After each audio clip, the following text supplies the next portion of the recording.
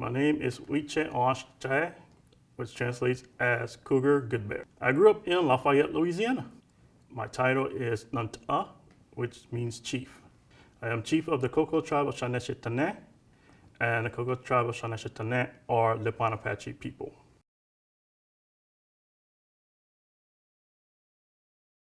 I became chief of the Coco Tribe of Canneci Tinne when I was in my 20s, around 22 years old.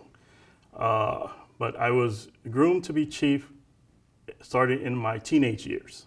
I became the chief when I was elected as chief in my 20s, and it was difficult for a 20-year-old to become chief and responsible for the culture and many people.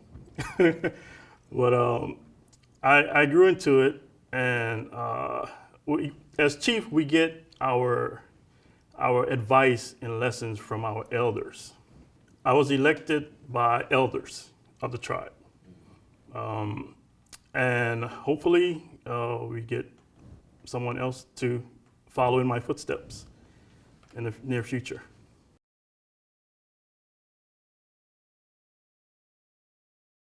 The Coco Tribe has been in this area since the 1700s.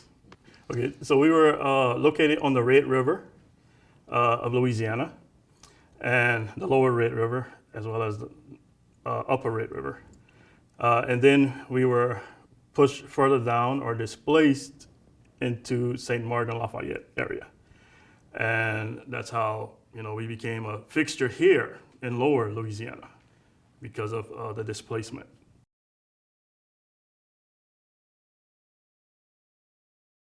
The other native peoples we interacted with were the Choctaw, the Coshada, the Natchitoches, as well as the Takapaw. But the Takapaw, so-so. And the relationships there were pretty good. There are some of them that have intermingled with the Choctaw people. So, as you can see, the relationships were pretty good. But we also had friction with the Comanche, the Caddo in the Wichita.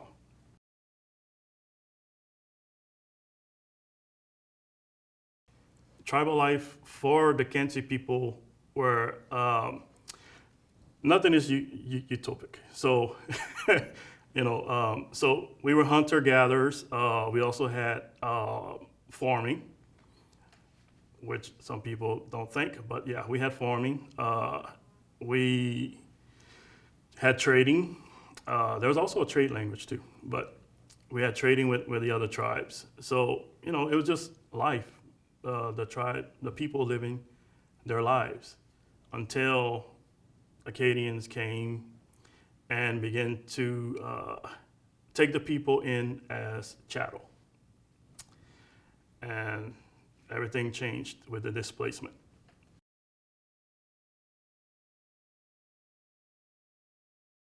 My culture means a lot to me, as well as my family. That's why we continue it, and that's why I see it now, why I was elected to be a culture bearer. So that's what they do. They elect one or two people to bear the culture. And so for us to continue this through all these generations of oppression and obscurity and erasure, it shows the persistence and the resilience of the Apache people. So, our culture is who we are, and we haven't stopped it. We also, some of our culture has bled into the general society of Cajun Creole culture.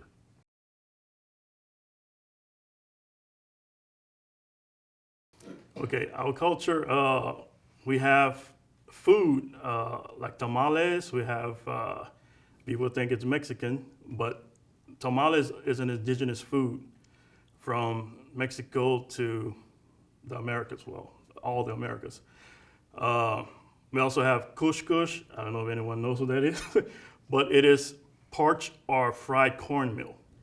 And we used couscous as a staple to when we're traveling.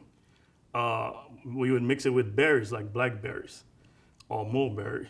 So it's kind of sweet as well. Then contemporarily, it became used with milk, cow milk, and sweetened with honey or syrup, sugar, and stuff like that. But even contemporarily, they used it as when they were going out to a trail ride. Also, plant medicine, like the Izadichi, which people say now, like Monglier. That's an Apache medicine. And Izadichi means bitter medicine.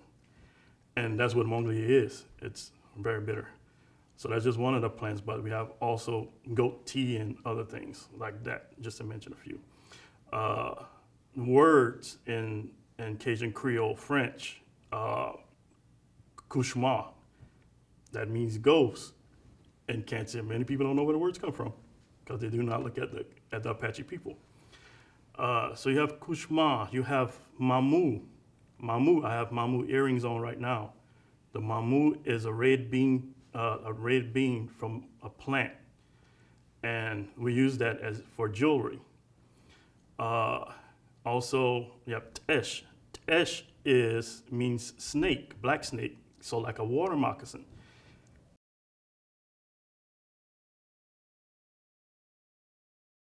I would like for them to carry on, like who they are, all the culture, all the traditions that we have, because our culture is rich. It's not stagnant. It's not dead. It's not gone. It's totally different from Cajun Creole culture. It's distinct.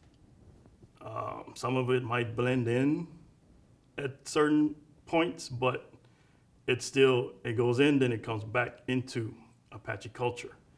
Like I say, like for the words, if you're talking in Apache. And yeah, I would like for them to keep it all. We even have Nishnako. Nishnako is for the young ladies when they become from a young lady to an adult woman. And so they do like a dance, similar to a quinceañera, for those who know what a quinceañera is. And that's a transitional dance from a young woman to a woman. And so, I would like for them to keep it all. Don't lose anything. Keep it going.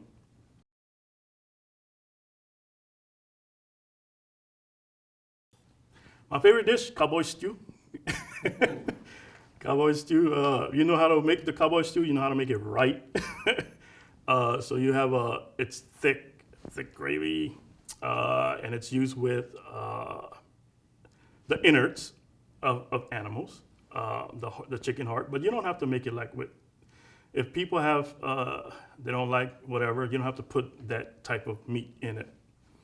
But it's used with the innards, and that was dealing with the trail rides as well, when the Apaches would herd, and for the planter elite, they herded the cows, and when they got to one place, they would butcher a cow, but they would not keep the meat. They would give the offal or the innards to the Indians as part of the payment or as payment.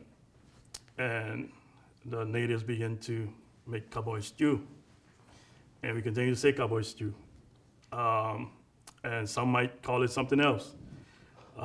And also the way we make cowboy stew might be different from the way someone else, a Cajun or Creole, make cowboy stew. And they also might call it something different, like debris, and that's in the Cajun or Creole language.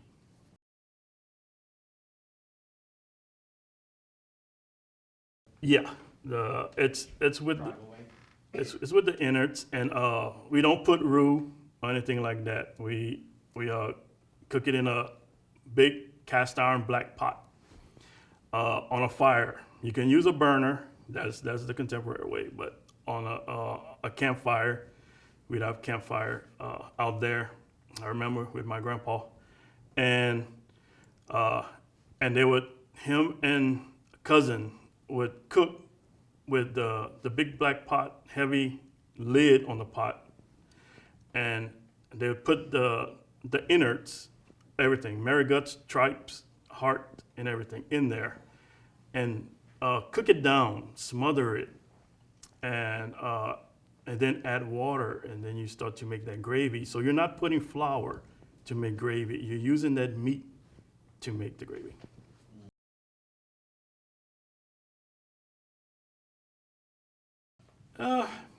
I like to add that the Coco Tribe of Canneci Tinne, we're a proud people. We're resilient. We persevered. We're still here. And for those who do have their genealogy, their indigenous genealogy that comes up Canneci, and it's spelled so many different ways. And you're like, well, what's this? More likely, you're from the Coco Tribe. You're a descendant. It doesn't matter what you're mixed in with: Cajun, Creole, Asian, Latino. It doesn't matter. Because that happened because of the tribe being dispersed or pushed out, displaced from the land, and not being able to be around their own people. So they had to mix in with others. But the core tribe is still there. So interested in learning more, contact us and come hang out with us. Learn some of part of your history. Also, we're trying to open up a museum at 400 Lee Avenue. It's in an infancy. It's very early, so we're getting artifacts and stuff like that from the tribe, from various people and various sources to open our museum, tribally owned museum.